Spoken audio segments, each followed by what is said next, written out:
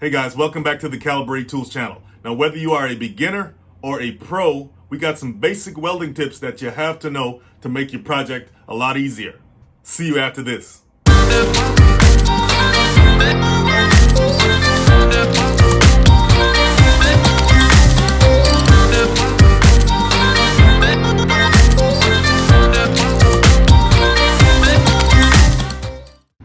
Okay guys, we're getting ready for our mobile welding class, where we're going to take our mobile welding truck and teach students how to weld.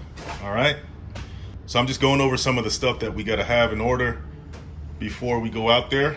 And one of the most important things you got to have if you want to weld is what? You got to make sure you have your gas, because without any gas you can't do certain welding processes like MIG welding, TIG welding. So let's look at our gas setup here. Right now we got about 1, 2, 3, 4, 5, 6, 7 gas tanks here. The hoses are hooked up to 2 of them already. One for TIG, which goes here, and the one for MIG, which goes right here. All right. I know from our last class we have gas in these 2 already. That's why they're hooked up. Otherwise we would have changed them out. And anytime you run out of gas while you're welding, you want to make sure that you put, where is that here? You want to make sure that you put one of these over the tank so somebody knows if it's empty or full. So that says empty, and if it was full, you just put this side over it, right? It's pretty easy to tell if a tank is full if it's a brand new tank. How do you know if it's a brand new tank? You just unscrew the top here,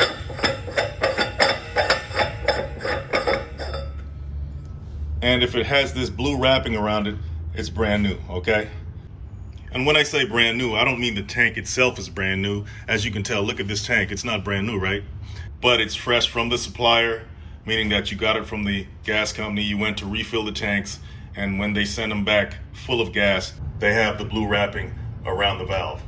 But you don't have to unscrew the top. All you have to do is look through this hole here, and you can see if the wrapping is on there or not. If the blue wrapping is not around the valve, it can be empty or full. That's why you want to put this over the tank if it's empty or full, so everybody knows. All right, so what else do you have to know about the tanks? Well, when you're MIG welding, you need a certain type of gas. And when you're TIG welding, you need a certain type of gas as well. So how do you tell out of all the tanks which one's for MIG and which one's for TIG? All right, so what does that say right there on this tank? That says argon compressed. This tank is 100% argon, meaning that there's nothing but argon in this tank, okay? Let's look at another tank. So what does that tank say? That says argon 75% right there and 25% carbon dioxide, all right? So 100% argon, that's for TIG welding, all right? TIG welding only uses 100% argon. MIG welding uses 75% argon and 25% carbon dioxide. That's how you tell which one's for MIG and which one's for TIG, okay? And since it's a mobile welding trailer, we always want to make sure that our tanks are strapped down, you know, that they're secure, that they won't fall over in transit. That's the last thing you want, is the tanks to fall over in transit. Okay, so the next thing we want to check on is if we have enough contact tips, right? Contact tips are these right here, all right? This is what you put on the end of your gun, your MIG gun, and I'll show you that in a second. And this is where the wire comes out. Sometimes the wire melts inside these things or on the tip here, and it becomes no good after that, you know, so you got to replace them. So you got to make sure you got enough of these for your MIG welder, your Flux Core welder, and all of that. Then if you're doing some TIG welding, you want to make sure that you got enough tungsten. This is the tungsten right here, okay? Packs of tungsten. You want to make sure you have enough of these. Show you how it looks here. This is a tungsten rod that you put inside your TIG welding gun, all right? If you're doing lift arc TIG welding. And you can tell that the tip is nice and sharp, okay? So somebody sharpened these already because they don't come sharpened. This is how they usually come fresh out of the pack. They don't come sharp on the end. You got to sharpen them, and you sharpen them on the bench grinder right here, all right? And I'll show you guys how to sharpen them in another video. But if you look at the bench grinder right here, you can see that groove in the bench grinder. Because when you're sharpening your tungsten, you want to have it facing in the same plane as the bench grinder, and not perpendicular to it, but laterally to it, just like this. And you want to place it on the bench grinder like that. Because when you sharpen it this way, it creates, scratches or marks heading this way, right? And that's the way you want your arc to come out. If you sharpen it this way, right, the grooves on the tip will be facing perpendicular to this. And then the electrical arc coming out of the gun won't come out straight like you want it to. So you want it to follow the scratches on the tip of your tungsten, okay? That's why you sharpen it this way. Now this part right here is also part of the Tig Gun setup. And sometimes these things fall and break because they're plastic. So you want to have enough of these to replace in case that happens. Now this rubber ring here acts as a seal to help to keep the gas in, help to keep the gas from escaping from the tool. So you want to make sure you have enough of these in case these get worn out, right? They're called O-rings, guys. So here's some in a packet right here. And you want to make sure that you have these on hand at all times. Now this part here, it's also part of the Tig Gun setup. Now these things do get damaged, so you want to have replacements. When you put your tungsten in, you screw that on to the back of that, okay? And I'll show you guys how it looks on the Tig Gun in a minute, but that's how that looks. Then you would have your tungsten coming out of here. Of course, there's other parts that you need to put here. Okay, and these right here are the cups that go on the end of the Tig Gun. And let me show you. Okay, it's like a porcelain type material, and this goes on the end of the Tig Gun. And I'll show you guys how that looks. This is the diffuser right here. You want to make sure you have some of these because these get gunked up as well. These go on the end of the guns, the MIG gun. And these are the cups as well for the MIG guns and the Flux Core guns as well. So you want to make sure you have these things just in case something goes bad, and they will, trust me. Okay guys, so this is a MIG gun. All right, you have the trigger, and when you press the trigger, when you squeeze the trigger, the wire comes out, as you can tell. And look at all that gunk inside that MIG gun. That needs to be cleaned up. That contact tip, you see where the wire is coming out? That's the contact tip I was talking about. That thing is dirty. Look at all the gunk from welding that's built up in there, all right? You gotta clean that out, and if it gets too bad, you're gonna have to change it, right? Because sometimes wire melts on there, metal melts on there, and it becomes too corroded, too corrupted to do anything with. So you'll have to change it out, and that's why I was showing you guys, you gotta have all those supplies on hand when you have to do that. So when the MIG gun gets dirty like this, you see all that? Sometimes you can take it off and clean it. If it's not too bad, you want to try to clean it first. So you just unscrew the cup, which is this, from the diffuser, which is that. And if you notice on the diffuser, this is where the gas comes out, these holes right here. They come out to coat the weld, to shield it from oxygen, right? Shield it from contaminants from oxygen. That's the reason you have gas coming out, to coat the arc, all right? So once you take it off, you can take, your wire cutter, just stick them in here like this, twist. Get all that crud out of there. See, it's a little cleaner now. Where's that piece of crud? See that? That crud that was stuck up in there. Molten metal stuck up in there. That's how you can clean it out.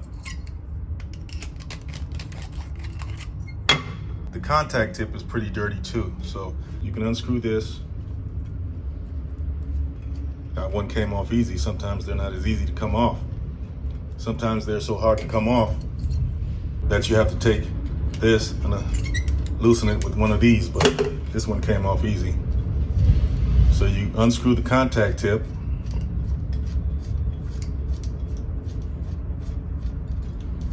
from the diffuser, and hopefully it slides off of the wire. Like I said, sometimes it gets melted inside the wire right up in here, and this won't even come off. In that case, you'll have to cut this whole thing off. You'll have to snip off the wire right here at this point to take this off and get a new contact tip and put it on, right?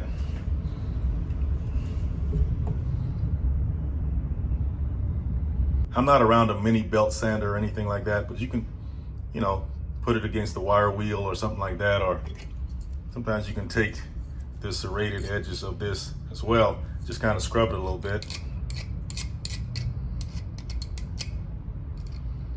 Clean it off.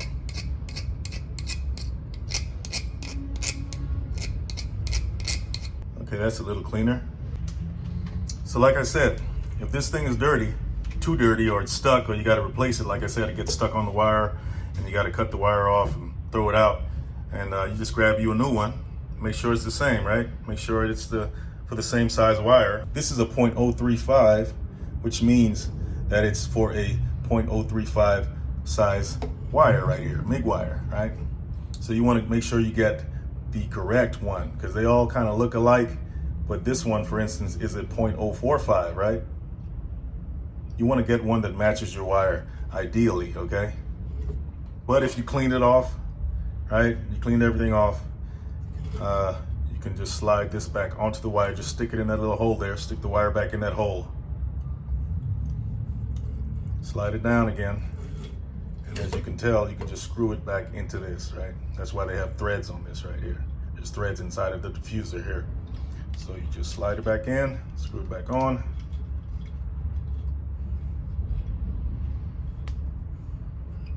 And it's a little cleaner now, as you can tell, and you're good to go. Because if it's not clean, sometimes the wire won't even come out when you squeeze the trigger, right? That's how gunked up it can be. But in this case, for the sake of demonstration, it worked out well. Then you just take your cup, slide it back over, and screw that back on.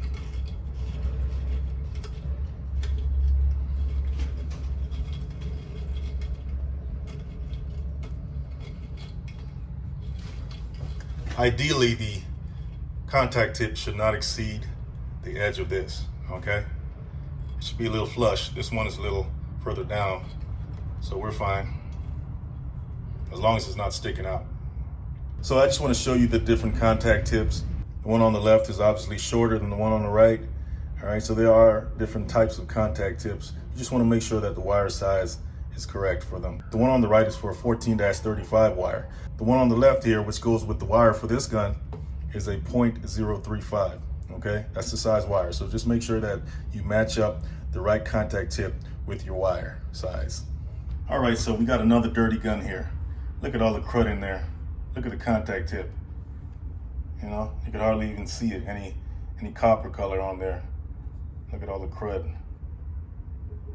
That's a mess. We got to clean that off. So what do we do, guys? First, unscrew the cup, which is this right here. Then we're going to take our tool, stick it in, start twisting. Feel that crud coming out of there. Get that stuff out of there.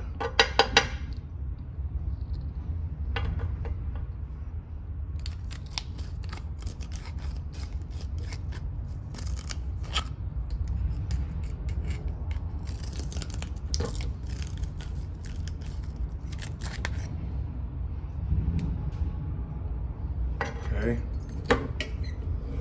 and we want to take our contact tip off. Luckily, this one is not stuck, it's coming off.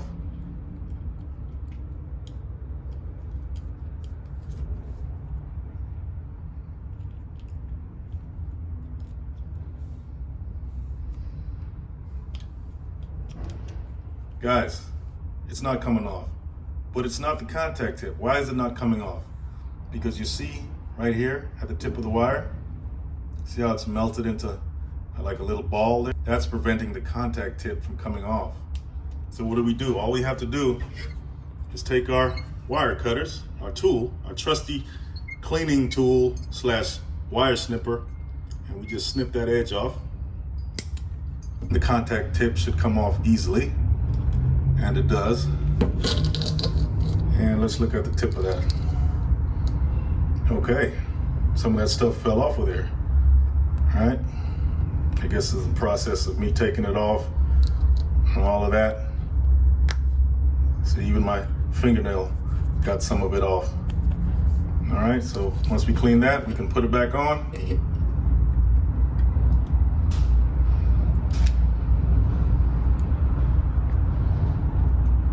Screw it back into the diffuser. And take our cup, put that back on over there, screw that back on.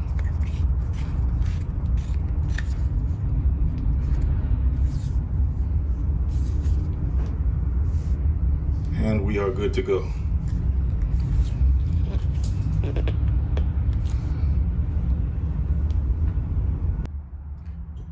Okay, so right here we have our Flux Core Gun. All right. And that thing looks pretty dirty, doesn't it? Flux Core is pretty messy, by the way, guys, but it's a really good welding process. It's a mix between MIG and stick, you know. So this is a single shield wire in here, meaning that the flux is inside the wire, right? And you don't need gas with a single shield, but there's something called dual shield flux core, where you're actually utilizing flux, which is within the wire, and gas coming out of the diffuser, creating a dual shield with the flux and the gas at the same time. But this is just single shield, meaning that we're only using flux in the wire here, the flux wire. And let's unscrew the contact tip, take a closer look at it, see if it comes off easily. And it doesn't want to come off either, which means that there's something blocking it. Like we saw on the MIG wire just a minute ago, it could be this or something actually melted inside here that's preventing it from coming off the wire. But let me cut this tip. Now that tip is pretty short. Can I cut it? I don't know, let's see. All right, well, it came out some. I didn't cut it, but it did come out. It pulled it out a little bit. So, all right, that did the trick, whatever I did. So, we want to clean that off, right? So we're gonna take our edges here, these, and kind of scrub it a little bit. Scrub some of that residue from welding off of there. Okay, it's a little cleaner. The whole goal, guys, is to not waste anything. If you can clean it, clean it. If you can fix it, right? Because this stuff is not cheap. Welding supplies are not cheap, and you just want to be able to conserve what you can. And so let's stick it back on there.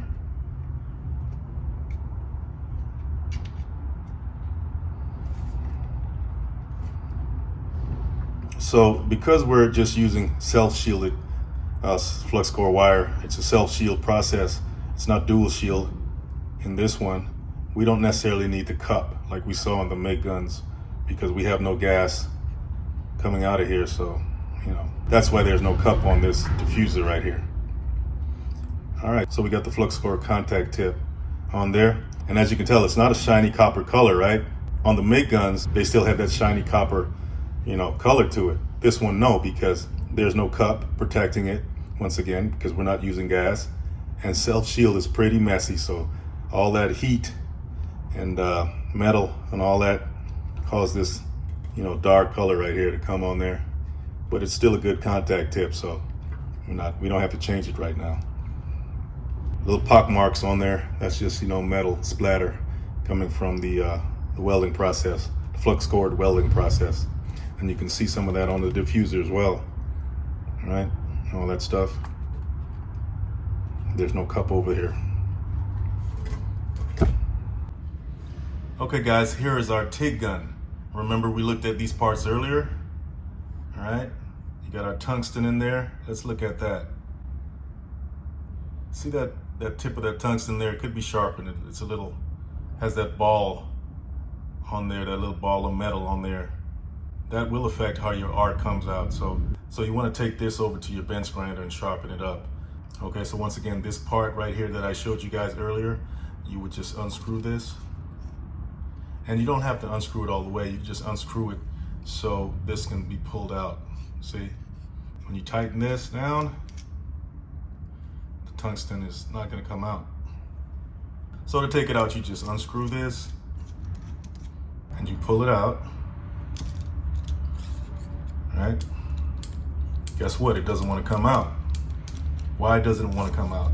Well, I'm gonna show you guys. If it doesn't come out all the way out so you can go sharpen it, that's because the other end of it has been used and it's gunked up enough where it will not come out because it's too big to come out of the shaft. So you just take this off. Let's take a look at the other end. See that, guys? That's what's preventing it from not coming out of this collet. That's the collet there. See?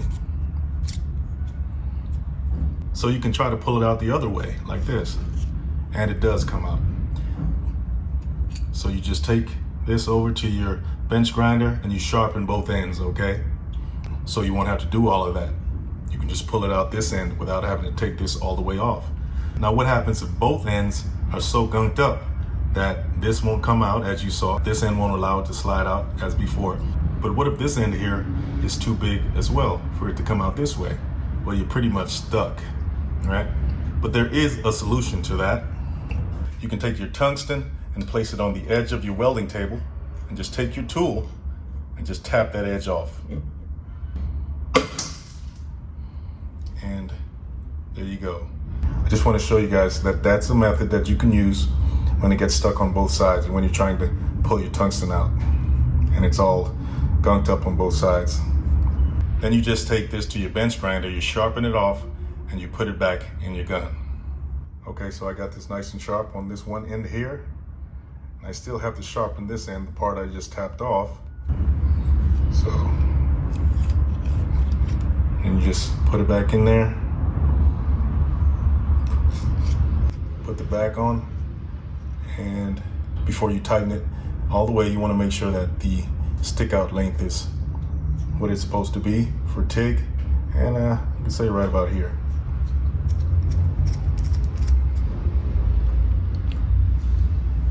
And there you go. Okay guys, you can't do any TIG welding without your TIG rods, right? Without your filler rod. So these are the different size filler rods. We got some for steel, we got some for stainless steel, and we got some for aluminum, right? That's our aluminum rods. This is a 3/32 size rod. It's a little thicker than the 1/16 rod. You wanna make sure that that's stocked up. This is the 1/16 size. 53, 56 is what we mostly use. So just for the sake of comparison, guys, can you see the difference between the 3/32 aluminum rod and the 1/16 on the right here? Right? 3/32 about twice the size. Then if you're TIG welding steel, you got some ER70S-6 rods, and they look like this. They're kind of thin as well. And you definitely want to have your wire brushes on hand, okay? Because you got to scrub those beads. You got to clean that metal off to see what's going on in there. Checking for defects and undercut and overlap and all that. Very essential, especially when you're doing stick. You want to make sure that you got your grinders. What is a welder without a grinder, right? All right. So guys, whether you're doing something around the house or you're out there in the field doing some hardcore welding, I hope you got some out of this video. If you did, hit the like and subscribe button, and I'll see you in the next one.